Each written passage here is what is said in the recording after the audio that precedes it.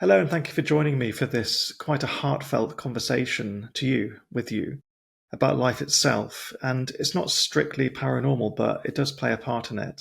I really wanted to outlay a message for those turning 40 or those questioning their lives. A message that simply states, you matter. You do truly matter. And you may say you matter, you may logically think you matter, but it's about feeling it deep down inside. And it's taken me 40 years to truly accept what I am, who I am, and the world does welcome me in some way or form, although it doesn't always have to agree with me. So I've lived quite a dramatic life, and there have been many things I've been through which have led me to question, why am I even here? Why was I born and had to go through those experiences to then end up with what? Just more misery. I've questioned life's true nature for many years and was quite miserable for quite a long time, actually. And I spent most of my life grappling with anxiety, with depression, with all sorts of horrible feelings that have limited the way in which I interact with this world. It's limited friendships, relationships, and I just doubted everything about myself and never had truly found my voice for quite some time until I started to begin this podcast. So I had quite a dramatic childhood, and I really wish I could speak to myself as a child now and just shake me by the shoulders, really, and to say, look, life's going to be hard. It's going to challenge you to your absolute core, make you question who you are, but there is a brighter future out there for you, and just trust in the nature of life and the challenges it gives you. When I was 5 years old, I was run over by an Oxford University professor, of course, and it was somebody that decided to blast straight through a red light in Oxford, and I was crossing the road with my mum. Green light for pedestrians, so everything was clear. This vehicle overtook the ones parked there and went straight for me. And he got out the car as I lay there in quite a terrible state and decided to start exclaiming that it was all my fault. This 5-year-old boy got in the way of his vehicle. He then tried to escape the scene. It gives you an idea of the kind of character that he was. And yes, in the moment when things are flustered and there's a lot of shock going through the system, you begin to do things unnaturally, not maybe part of you. But still, regardless, he had to be restrained by amazing members of the public to stop him from escaping. I went through the most incredible pain to have both your legs broken, arms. I even had at one point my ear was ripped off, had to be reattached. Like, don't ask how that happened though, but it did. It was a really, really major situation, and I only scraped by. I had numerous operations, and this is where my whole paranormal story started, where I had this out-of-body experience and walked the halls of the hospital, and I knew every detail, every grain of this hospital after I had woken up days later, yet I physically couldn't have walked because my legs were in casts. I had pieces of metal through my legs, and I was in a lot of pain. And that in itself just is part of my kind of trauma, really, is just understanding that the life that's been presented to me, it isn't the life, it isn't reality, that consciousness can exist outside of the body. And that's where paranormal perspective started. So now, as I turn 40, I kind of look back on that event and think, that was pretty bad. It's something that not many kids should go through and often do go through. Yeah, I've heard stories from people about their experiences as a child, seeing things they shouldn't see, seeing their body in a state that they shouldn't see, and those images you will never forget. As I healed through that trauma, my mum, bless her, had to fight for me in court to ensure that the judge knew everything that they knew, to fight the person that ran me over as they tried to minimize their financial impact. And I didn't know all this was going on at the time, of course. I was just trying to get better and trying to get by, and I had all these hallucinations and these horrifying things I saw during my time in the hospital, where I began to get in contact with this horrible entity that pursued me for years after.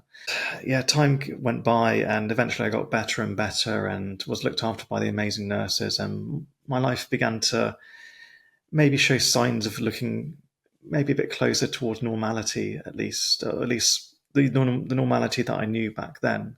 I eventually was well enough to leave the hospital as my mum was rounding off the various court cases she had to attend to go up against this privileged man. Through those court cases, all that happened was he lost his license.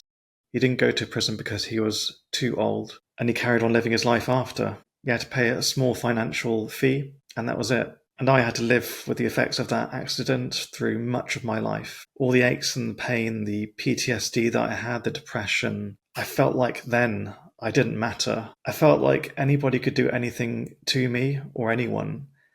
And there isn't anyone out there to stand up for you, that justice could never happen. And justice seems to happen for those who have the better financial state. And that's wrong. Because what is the point of law if it is not to protect those who are vulnerable? You shouldn't have an advantage if you had more coin than the next person. Law should be law. I had this belief for years after that, yeah, I got better and I physically was able to move more. I was beginning to start my school and live a normal life. But I couldn't help but resent the situation I had been through and the feeling that it hadn't been worth it, that nothing good had come of it. I had a small financial bonus for going through that, so minor, which barely kind of paid for even a tiny portion of my education that I used it on years later.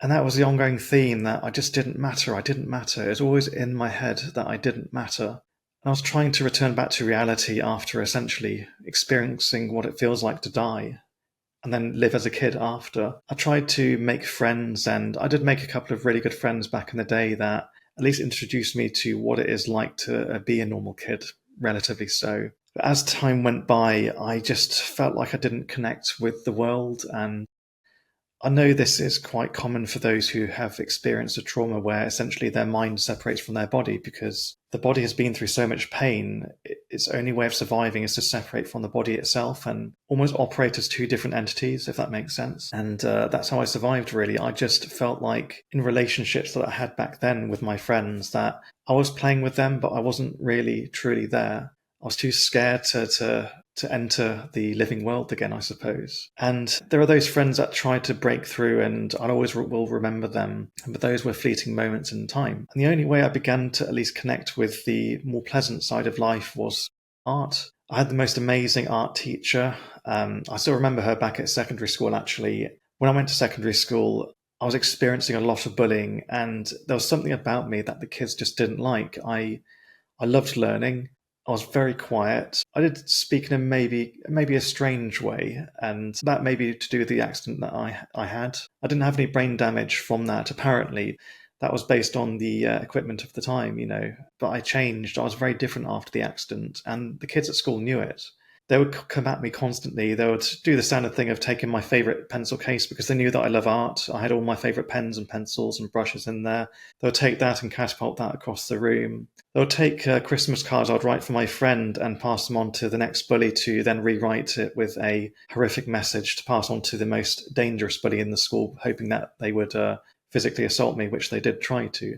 There's so many things that would happen. I was part of these constant verbal insults constantly, all the time, because they knew about my accident. So the joke was, at the time, was I was run over by an ice cream truck trying to run and get ice cream or something ridiculous like that. And yeah, it just kind of sounded relatively funny, I admit. But at the time, I was still reliving these horrible events. And by the time I got to secondary school, it was about sort of 5 years after the event itself. Sorry, excuse me, 6 years after the event itself. So I was still reliving these things, and it was still relatively fresh in my mind. The kids knew it, and they hounded me with that as well. They're making fun of the strange scars on my legs. The fact that I had the hairiest legs in school, I wouldn't really hold that up as an achievement, but when your legs go through severe trauma, along with the pains and the various things that you have to go through, it triggers hair growth. And I had that incredibly hairy legs when I was at that young age of 12 years old. So the joke that would go around was that I was a werewolf, because I had, weirdly enough, maybe this is bad luck, I had an allergy to silver at the time. I would react and get these skin rashes with higher carat of silver,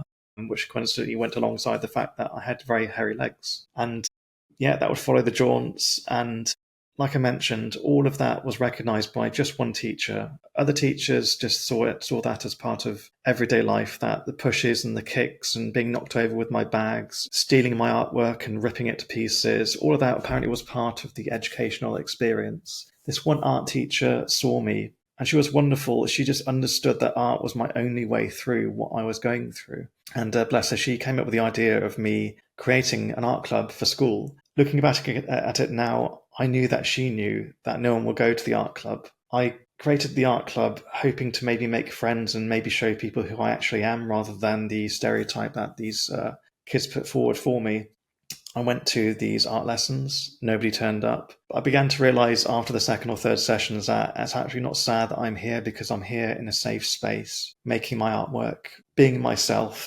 and just trying to find a way through this sea of bullies. And the teacher knew that she created this little oasis of calm for me for a few weeks where I can just collect myself and heal and just keep out of physical danger, maybe just long enough for me to be no longer the forefront of all the insults and bog standard bullying. And it did help. And I'll always remember her and the fact that there was just one or two teachers there that saw what I was going through and were willing to do the little things to help. But none of them would really go any further to completely stop it at all.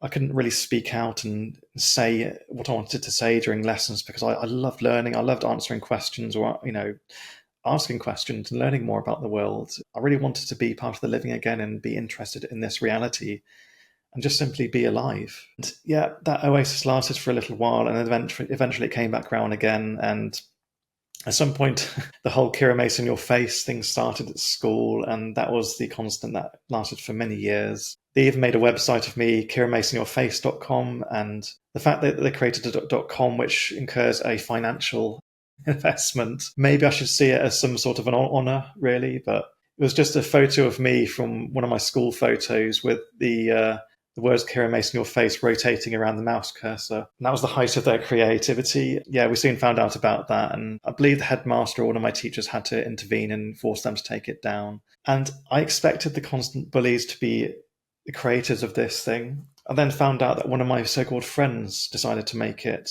because eventually they decided to defect into the whole the range of bullies because they felt they would be safer by joining that crowd. And again, I was just alone again. Just for simply existing, I was simply an insult to the other kids for just being there, being myself. And I still remember just one last friend that I had. He actually was with me through primary school to secondary school. And he was of I believe, a Chinese descent. Either way, I just remember spending so much time with him and he just got me. He was really cool. And obviously I'm not mentioning the name here. He was the last friend I had at secondary school. And the bullies managed to get to him too. They made up some bizarre comments about some sort of racial thing anyway. And what hurt me the most is that the friend that I had for many, many years believed the bully that they knew for 2 weeks straight away and never questioned it and never spoke to me again. And I tried to speak to him at school and he would hide away or make excuses and he just completely avoided me. And I realized at that point that I was on my own, completely on my own, and nothing was going to change. And it was at some point during my secondary school experience that I began to find an inner flame. It's a flame without oxygen, realizing that for a while I was made to believe that I was stupid, I was useless, I was unwanted and unloved by the general consensus of what should have been my friends at school. I began to realize that I wasn't, that I deserved so much more. I'd been through 4 years of constant bullying that just never ended. The teachers weren't there to help me. Nobody cared. And I thought towards the end of my school, look, I'm going to complete my GCSEs, just start life, and I'm going to make the life that I deserve, truly deserve. And it's at that point that I experienced such a tremendous rage. And rage isn't a healthy thing. It's, in this instance, this was a rage of creation. It was the true and utter force that simply stated that I deserve better and I will make my own future. So I passed my GCSEs, and the weeks leading up to that, made sure I didn't speak to any kid. I hid from everybody. I just thought, okay, if I can get out of this school, my life will begin.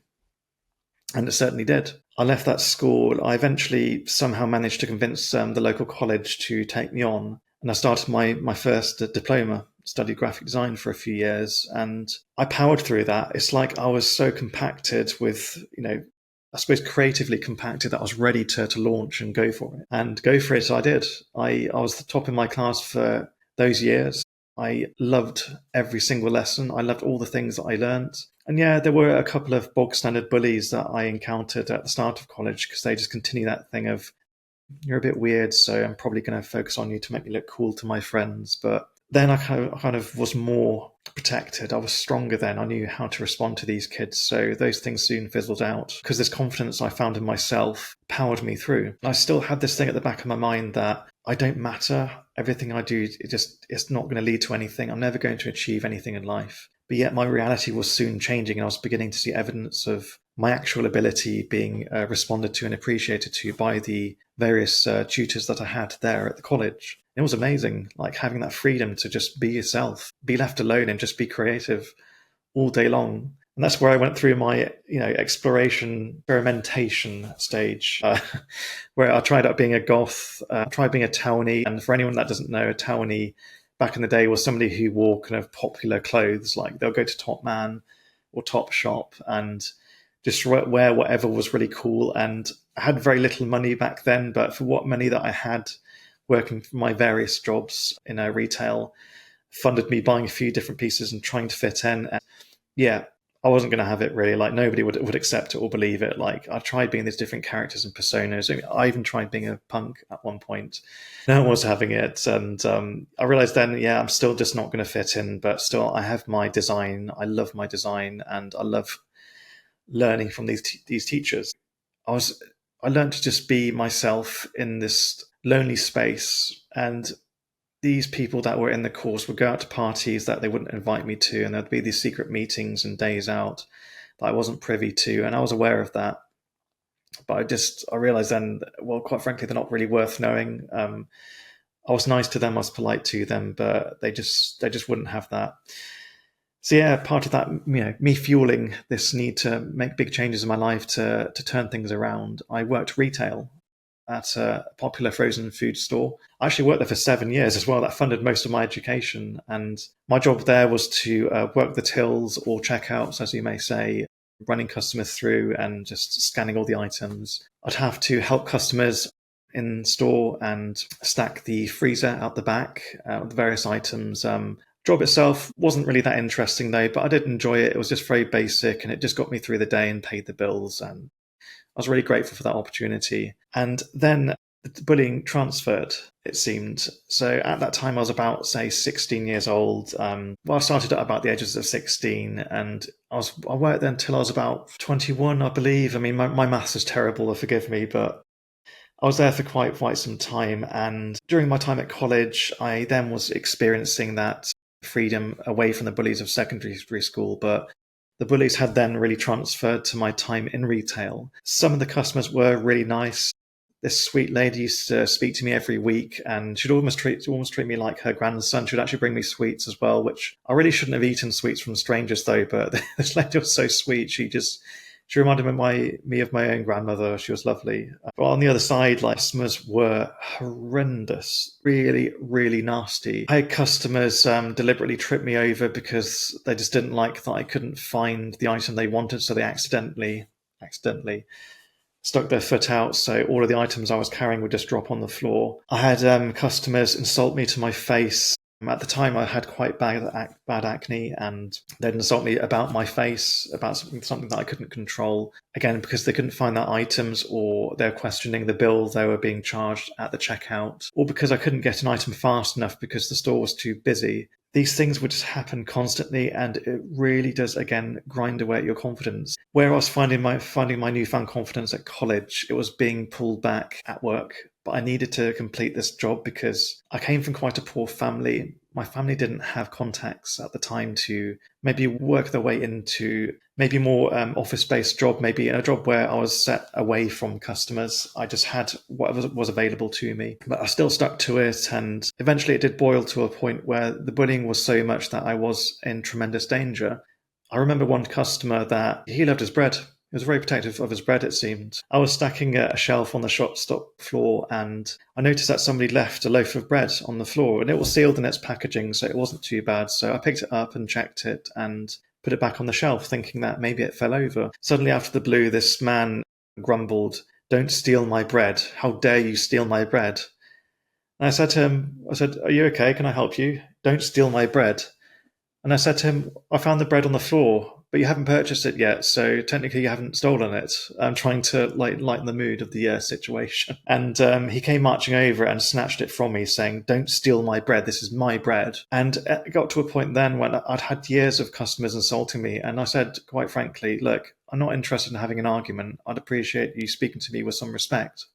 Treat others as you wish to be treated yourself." And from that point, he picked up his 2 baskets full of luxury frozen goods and marched towards me. He managed to shunt me into the freezer door, trying to kind of goad me into a fight. I'm a non-violent person, and it doesn't matter what people do to me. I refuse to fight. It's idiotic, and unless it's self-defense, of course. But just out of anger in response to that, I just thought it's just not worth it. So I stood there while he was waving his fist in my face and nudging me with these boxes or doing whatever on earth it was. And as soon as the situation diffused by his wife getting involved, I walked out the back of the store to try and calm myself down because I was just enraged. I was absolutely humiliated. And as I came back, expecting the manager of the store to maybe get this person to apologize and ask them to leave, I walked out and saw the customer lying about me, trying to goad them into a fight and whatever it might be. And the customer apologized to the manager apologized to the customer and asked the customer to come back again and we'll give you a discount or whatever it might be.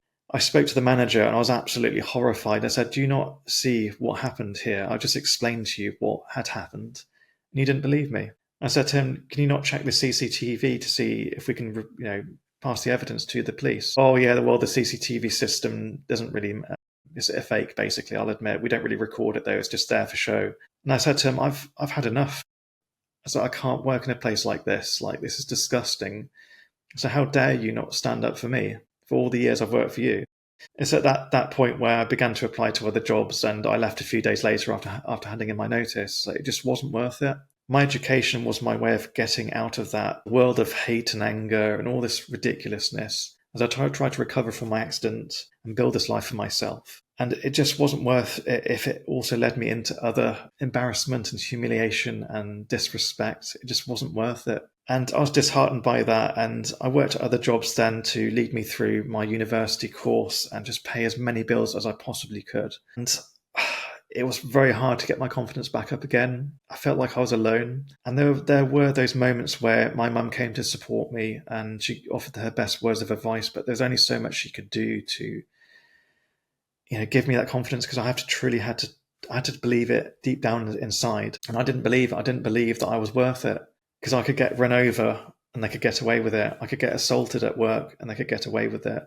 I could be bullied for years and years and years and they can get away with it. I could go through so much and never experience true justice. But no, I kept pushing. I mean, what else could I do but push? Just keep going and going and going. And there were times when I began to find my confidence again, just at least eking towards that. And things would so easily fall down. And I went through my metal years where I was really into bands like Him and Dimmer Begir, and I was really into CKY and watching Jackass from back in the day. It was more of an outlet for my frustration of how I felt like I wasn't supported by anybody at the time, that nobody could get me out of the situation. And during this time, and this is really an upsetting part of it that I must outline because this is part of a life story. Where's my dad? Where are you, Dad? At the time, I was still in contact with my dad, and I had previously, years before, still as a child, experienced my parents divorcing. Where were you, Dad, when my accident happened? And he was working at the time and tried to visit and support me in some minor way. I never will forget the time that coming out of my accident, he wanted some of the money for himself, excuse me. He wanted the very little money that I got from this very selfish, ignorant university professor. He gave as little as he could after running over a child. Even my dad wanted that very minuscule amount of money for himself that he felt like he deserved it. My mum, being the amazing person she is, she spoke to the courts and explained the situation that the money could be stolen. The courts were amazing. They held the money from my mother and my dad until I was 18 and old enough to decide what to do with it. And that money helped me. It helped me pay for a tiny, tiny portion of my education and towards also my first house as well, like a tiny amount of money towards that.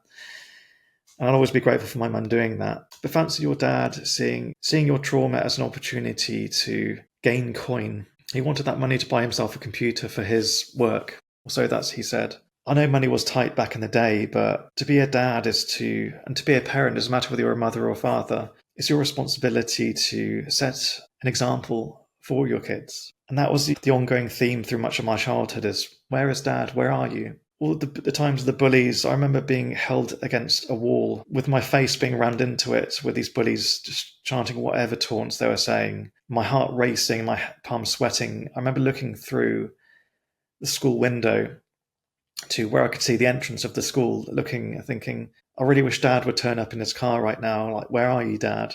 Where are you? where is anybody? And just nobody was there. And that's what fueled the rage.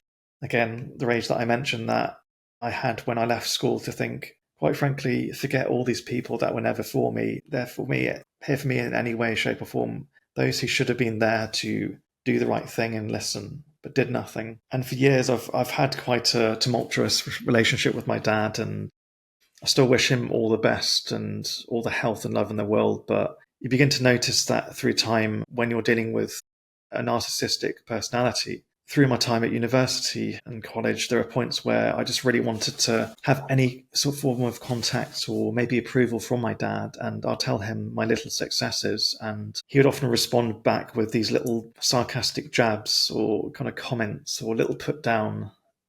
I mean, sometimes he would say, "Yeah, well done, that's great," but it was so few and far between. And also fuels into that feeling of I don't matter, because your dad's not there for you. Your family's not there for you as well, because throughout my childhood as well, they couldn't understand what I was going through. And it wasn't their fault. They didn't know I had PTSD. They just knew me as the weird kid. I was quiet. I was trying to find a way through life. Same as a teenager too. And these themes just feed and feed and feed into a life. And my journey progressed really. Like, I tried to continue to be in contact with my dad. And yeah, eventually I found out something about his past that he also did with my mother, that linked exactly, which made me realize, it's not safe. It's not safe to know this person. But anyway, that's part of another bigger story. As I was working my way through college, I was so close to starting that life of being the thing that I wanted to be.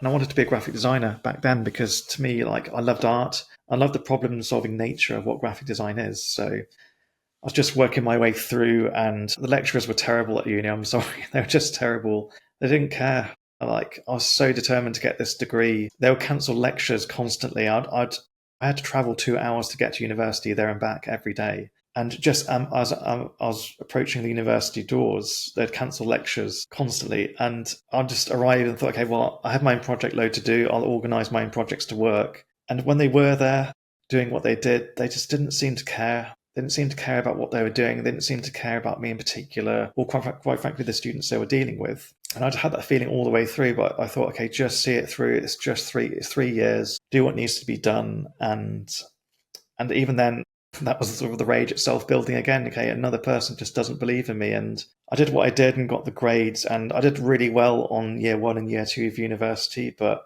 what they didn't tell me was, towards the end, on the third year, well, the first year and the second year of your degree doesn't go towards your final grade. Actually, what you do in the third year only counts towards your degree. And for some reason, they decided at some point during that year, okay, well, you need to write a dissertation, and pretty much a majority of your final grade goes on a dissertation. I'd spent 3 years practicing to be a graphic designer, not a writer in any way, shape, or form. So I didn't have a chance there, but I did my best to research a subject that I could speak about. But at that time, I was dealing with the abusive stepdad. My mother eventually married somebody who I thought may have been a dad, and he did seem like it for the first year. He'd do things for me and my sister and try and introduce me to that world of just being maybe a normal family unit, to see what that's like. And I loved that. Just temporarily, I loved that. And then he began to turn into this strange character. He'd go out and disappear for hours, make strange comments. And my family were mixed racial backgrounds, let's just say. And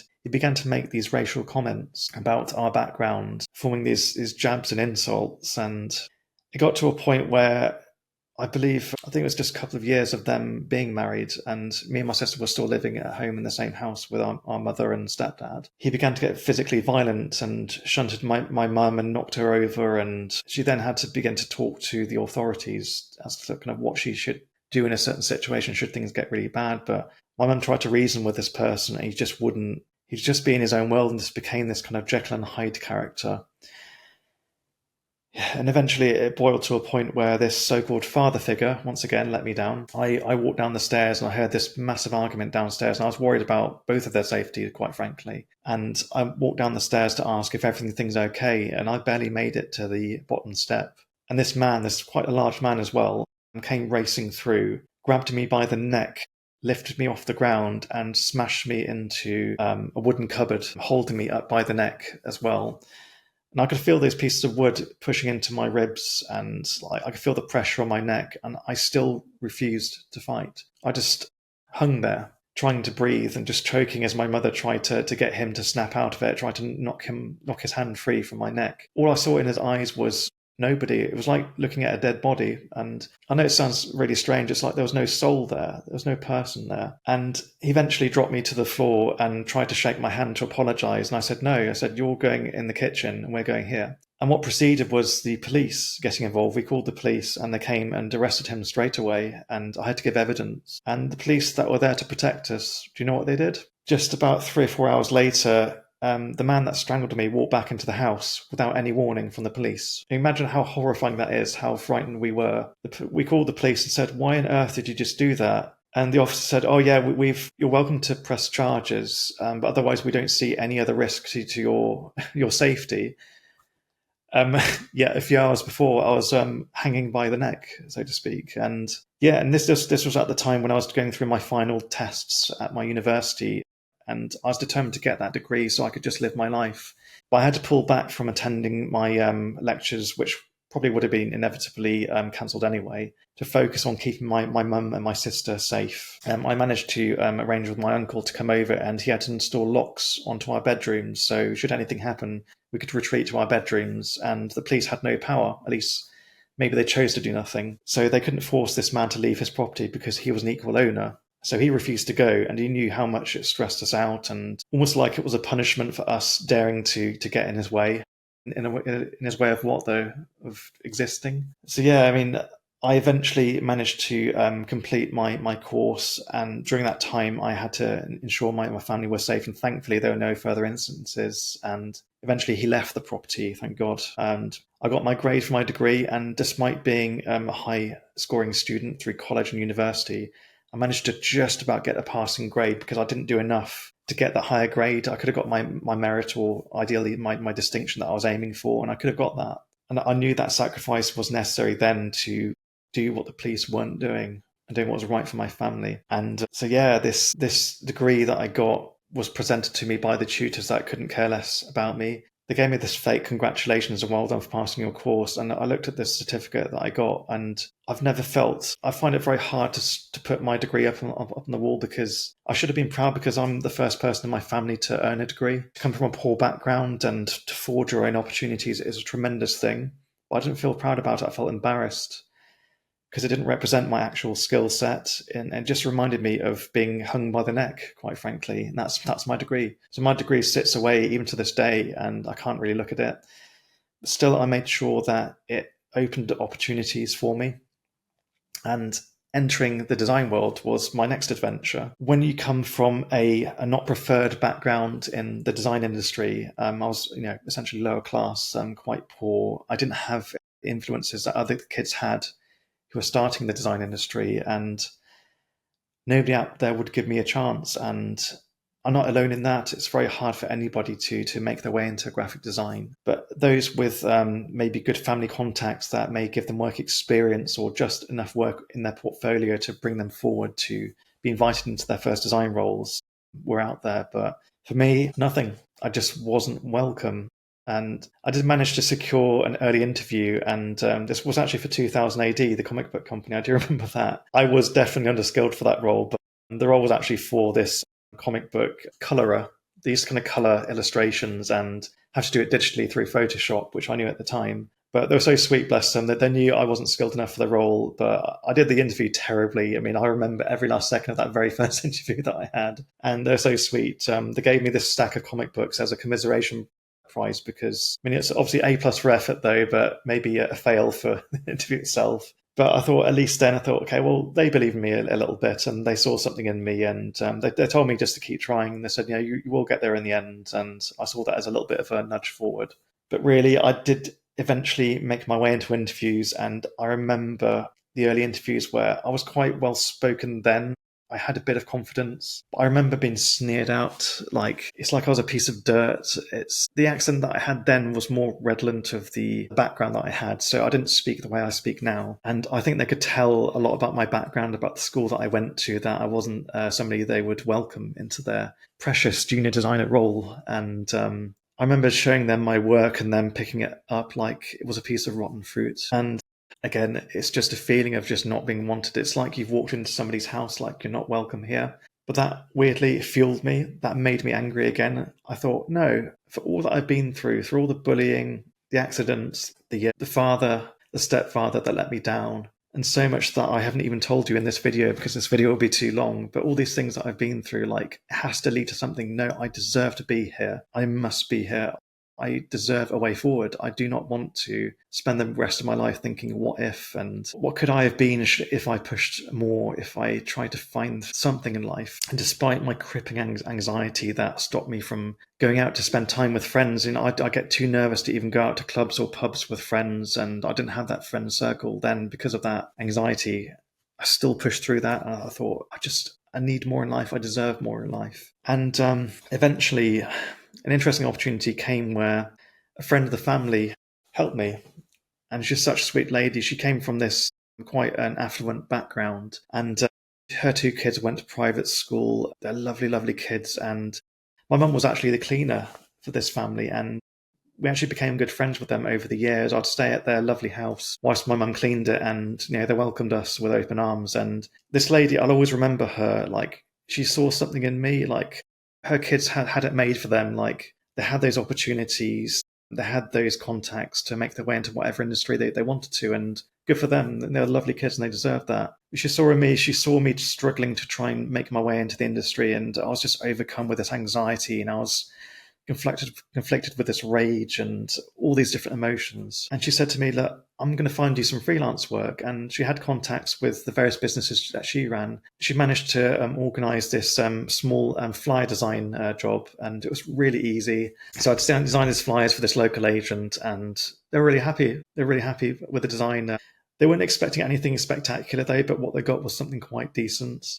And that was the one piece of real work that I needed that I couldn't get because no one would hire me because I didn't have real work to show in my portfolio. But you needed the real work to have work in your portfolio. It was this kind of paradox that a lot of people, a lot of designers tend to be in back in the day. And yeah, this had just enough work for me, just enough work for my portfolio for me to begin to be taken more seriously in interviews. And yeah, bless her, like she found me a couple of more freelance jobs and began to help me build out my portfolio. And then, yeah, that's when I managed to grab that first junior design role. I felt so proud. And it was only a part-time job, but it was a job. It was my first design job. And I was so proud. I was so excited that I remembered that the night before, I was actually awake the entire night because I was just buzzing with energy.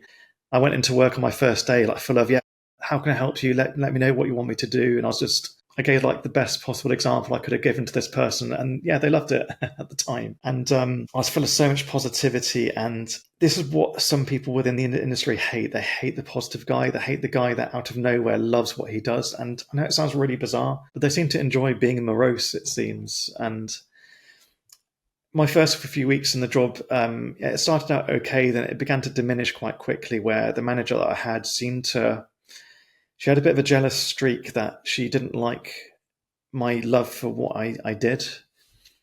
And she tried to find ways to explain to me that what I was doing was wrong, that you approach things this way. So it could be in the way that I communicated. It could be comments about my pronunciation and the way that I spoke. It could be the way I approached certain design. And some of it was also down to the feedback for the designs that I was making for her. And yeah, happy to take on feedback, but no. It was more of just a conflict of like her simply feeling like, okay, this guy's too good. And she wouldn't admit it. Like I was good for the role. I was so good because I had that determination and I was willing to do everything that I could to do everything the best possible way that I could do for anyone. And yes, you could see it as naivety, but for the darkness that I've been through and the darkness that I'd seen before, anything seemed easy compared to that. But eventually, what kind of broke my heart was she decided to hire a replacement for my role, but didn't tell me. I was actually in the office, and this was a tiny office, and about 4 people working in it at the time. She invited somebody to an interview, and the person was sat right behind me. She was interviewing for what I heard was the same job title as my current role. And I thought, okay, maybe they're getting another person to help me with the workload that I have. No, she was hiring for my replacement, knowing that I was in the room. and then told me after the interview that my contract was going to be terminated because of poor performance, despite all of her clients being particularly happy. And she had the audacity to interview for my role when I was in the room to make a point about it. And it was absolutely humiliating once I realized after that all of my teammates knew that. And I had to just keep fighting. I thought, no, again, I deserve better than this. Like, this person just isn't worth working for. But it just guts you that no one, I knew nobody in that company stood up and said, that is disgusting. That's an awful thing to do to someone, especially with somebody so young in the industry. But no, I powered through. I eventually managed to land a role at a local property company. And again, Mr. Positive, I'm here to help. That job was actually full-time, but half graphic design focus, half photo editing, half sales calls. It was a bit of a mixed job, but I was willing to take any opportunity that I could. Again, Mr. Positive irked the directors of the company somewhat. Rather than going, okay, look, I can clearly see your numbers are great. You're completing all these projects. You're answering these calls. You're getting things done. I see you as a threat. And I had this feeling through these conversations, like they clearly were making a point about who they were and who I was, about how important they were. And I still remember one winter when me and the other employees were there. It was freezing cold when we came in. We actually saw frost on some of the monitors. We thought, okay, maybe something had broken down during the night. We're absolutely shivering, freezing as we were making the necessary calls and doing the necessary projects. I tried to call the directors and say, look, that the heating's not working today. We're freezing. It's horrible. And it took about 6 hours to get hold of them. And they eventually said, actually, we decided to turn off the heating to save money. We thought you guys would be okay with it. And I was absolutely horrified. I then went downstairs and forced the heating back on and to save us the time. But we'd already gone through about 6-7 hours through our work day, freezing cold. And after that day, I had the flu for about 2 weeks after, and the rest of us were all off ill. And again, it feeds into that theme of not mattering. We mattered so little that they were willing to put us in quite an uncomfortable state. And I left. I eventually managed to find another fully designed role for a local agency. And again, it's from like out of the frying pan into the fire, really. And it was a role where I was quite excited to be working with clients directly as an agency. So the briefs were quite varied, and I was willing to learn everything that I could do to help the business. And I was just so excited and so grateful for the opportunity. And I still to this day don't know why they accepted me, because from the get-go, they treated me like absolute dirt. Like, the directors of the company were quite humiliating towards me, and the manager saw me as a threat. I still remember my first conversation with her where a customer came to me with a brief, and I came to her with the details and said to her, I have this really interesting idea. Would you like to hear this idea that I've got? As I was talking, she spoke directly over me, but louder, and said, I think we should do this, and came up with this big explanation as to how she wants me to conduct this project. And yeah, that's fine if you want me to do it a certain way. But when I began to realize this is the power play, really, this is the power play that I'm going to be fighting up against. And she'd give me tasks to do randomly rather than doing design work, where she'd ask me to look for a particular file and on this server and give me a really obscure location. And I'd ask her as many questions as I could to figure out where it might be. I remember at one point I spent 2 hours trying to find this supposedly really important file to know that, yeah, I'm not going to find it. This is wasting company time. So I went back to tell her this situation. And then she found it immediately in front of me. She said, it's here, look, talking to me like I was an idiot. Like, you idiot, look, it's right here. Like, you shouldn't waste 2 hours of the company time. But you told me how important it was, and you told me to do nothing but do this one particular task because we had to find it, take whatever time that you needed. And I said to her, well, the location that you just pulled up on the screen had nothing to do with the information you gave me. Well, you should be better at your job then. It's when I began to realize that these were fake kind of time-wasting exercises designed to put me in my place. I wasn't looking to compete with anybody. I wasn't looking to take over any particular role. I was just willing to learn. I was there to help. So I was punished for the crime of saying, how can I help you? And that was seen as direct competition for her. This is where the directors laid in as well. They'd make belittling comments to other female members of the staff then, which were quite disgusting. But it's me in particular, it's just the put down comments, constant comments of the way that I spoke, because I was quite nervous back then. The way that I spoke was very quick and very hard for people to take on. So he'd make fun of the way that I would present myself in that manner. I remember the directors hanging over my shoulder, watching what I did and constantly commenting on designs that I made as I was making them. My stress levels were so high, I was sweating constantly. Even one point I remember the female director called me over and said, look, I've noticed that you smell today. And I said, pardon? I've noticed that you smell today. You smelled really bad all day. I think you should actually make sure that you have a wash every day and make sure you have a shower and go through this. She went through all details of how to wash yourself. And this was apparently because she decided to pull me aside and said to me, okay, pulled you aside to have this private conversation, just to avoid embarrassing you. It was at reception at the company and all the customers could hear that were waiting for their projects to be dealt with. And that was humiliating. The reason why I smelt so much was because I was constantly running backwards and forwards between the print rooms and the studios, constantly collecting information that was deliberately false, trying to keep my job at the time. I was sweating profusely because it was an incredibly hot print room. They'd asked me to dress in a certain way, which allowed me in no way to kind of keep cool. And I was dripping with sweat, exhausted. And she had the audacity to do that. And she did that to make a point again, to put me in my place. And it's at that point where I just couldn't do it anymore. Like, it was just vile. What happened was I suddenly lost my role because apparently I wasn't good enough to perform, despite the customers saying otherwise. Again, being particularly happy about what I did. With what I did. And then, time went by, maybe a few days later, when I thought, okay, it's just not worth it. I need to really find a way out of this situation. It just needs to end. Then my role suddenly dissipated for the most bizarrest reasons. Amazingly, about 2 weeks later, I landed a role that changed my career.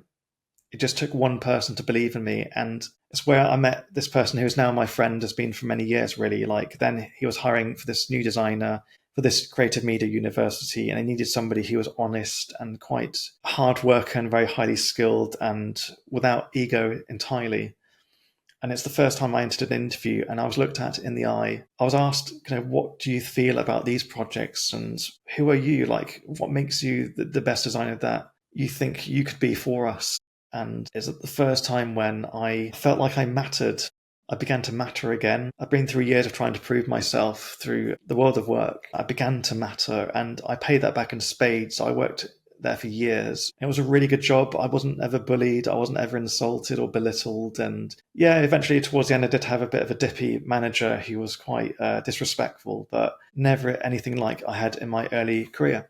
And it's amazing. I never will forget that. And as the years went by, I worked my way up in my career and worked my way into roles, because then my confidence was at such a degree where I could delineate between certain job offers and work out exactly the right job offers that would be right for me mentally, but also careers growth wise and financially and so on. I began to kind of get that confidence. And really, it's only until now, like I'm at the age of 40 now, and this is me looping back to the start of this conversation as I've given you quite a brief history of my life so far. Now, at the age of 40, I finally got to a point in life where I've learned how to live. It sounds really bizarre and also very sad. All those years I spent dealing with bullies and people that have let me down, who people have really put me in a bad place, fueled my anxiety, my depression, and my condition that eventually became CPTSD. I realized I spent all of those years constantly being subject to my earliest experiences in life, where I allowed people to do what they did because deep down I felt like that's all that I deserved. Mentally, I knew that I deserved more, and I was aware of what was happening that shouldn't have happened. But deep down inside, I thought, well, I'm just not worth it, because I've always been the little boy hit by the car by the university professor that couldn't care less. I've always been that boy that walked near the edges of life itself, essentially like looking at death in the face and realizing that nothing mattered. I was just a little boy. And it's taken me many years to work my way through the various different things that I've been through to truly feel like I matter deep down inside. And I really wish I could speak out there to other men or women or whatever you'd identify as, and say, like, if you're in your 20s now, your 30s now, just go for it. Like, you can make as many mistakes as you want, and there are things that happen out there that are outside of your control or influence. And there are things that affect you and in the choices that you make, but you don't realize how powerful you are as an individual. It doesn't matter what's happened to you. That has no impact on your true power. And I allowed my power to be taken away from me for many years, and maybe that's what fueled the various bullying and poor treatment. You could argue that, but truly, I've always felt like I deserved more. I always felt like I deserved more, but at the same time, deserved punishment for just simply existing, even just being unwelcome. And I recently have been working with this amazing therapist, actually, who has allowed me to understand, like, the body itself is a tremendous library of trauma, all the things that you've accumulated over time, and eventually it spills over. It gets to a point where it's incredibly unhealthy.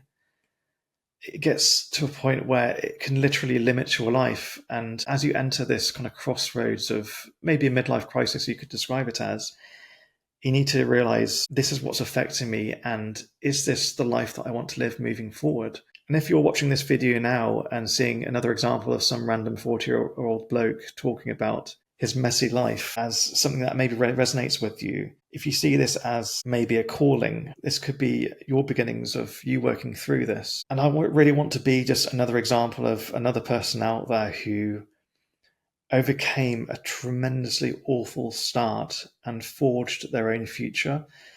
And yes, my current life now isn't perfect. I'm still on the way to where I want to be. But it's only until now I've began to experience what it feels like to be without anxiety. I've realized that I've spent all of my life with anxiety, the anxiety for avoiding bullies, the expectation of bullying, the anxiety I had through kind of trying to prove myself, trying to be accepted by my dad or family, try and be accepted by those who I present my creative self to.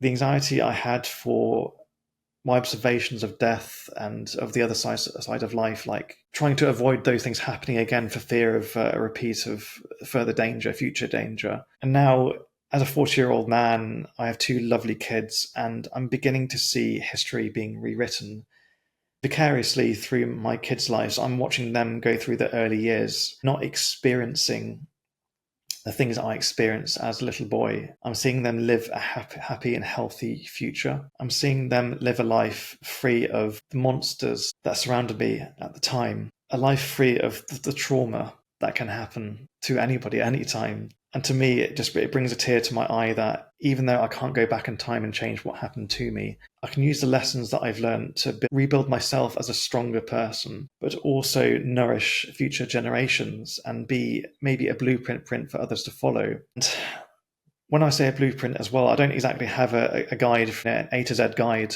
for how you kind of get through these things. Your personal story is your story alone. And all I can say to you is, like, pay attention to the way that you feel, pay attention to your truest thoughts and innermost feelings. Don't take guidance from others. Only you know, and you have your own guide through these things. But my blueprint is just an example. Okay, well, if you try to expand upon and explore the darkest part of yourself and eventually learn to walk with your demons hand in hand rather than fight them, I suppose, you begin to realize the power that you have and that you can transform a life truly. So yeah, as I hit 40, I hate to think of the idea of me being old.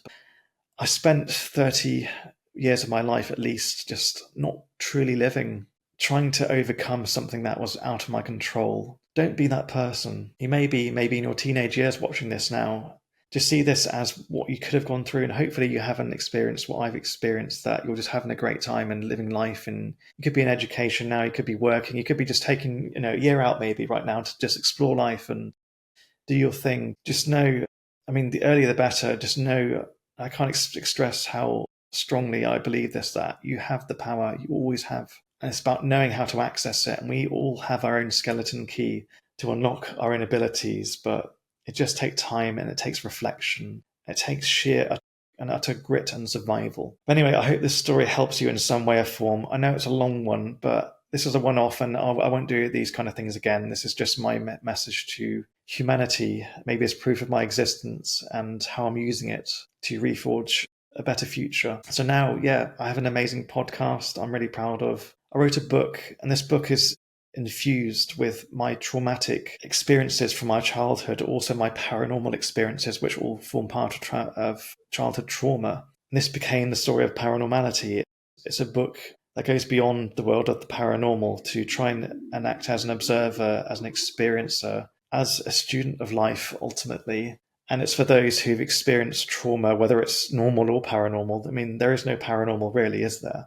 Just that which we do not understand. So yeah, I mean, stay tuned, watch and see what I do next. And amazingly, I mean, I'll be amazed if you watch this video at this point and you haven't fallen asleep yet, but I really do hope this hits to your core that I'm just a normal person who's been in very extraordinary situations. And if you're watching this video and going through your things, I mean, let me know what you're doing about your life to change things. Are you turning 40 and having time to maybe reflect on what you've done? Either way, I hope whatever you do, like whatever you're going through, like, there's always going to be another day. The sun will always rise again. There's always going to be a tomorrow. The pain is only now, and it's just a temporary moment in time, and you will see it through. Just believe in yourself and just keep fighting. It's the fight that brings you into the next day, that brings you into another horizon, and that horizon may hold incredible things for you. Anyway, my name is Kieran Stanislaw Mace. Keep an eye out for my name in the future, and I'd love to hear what you do with your life. Bless you all.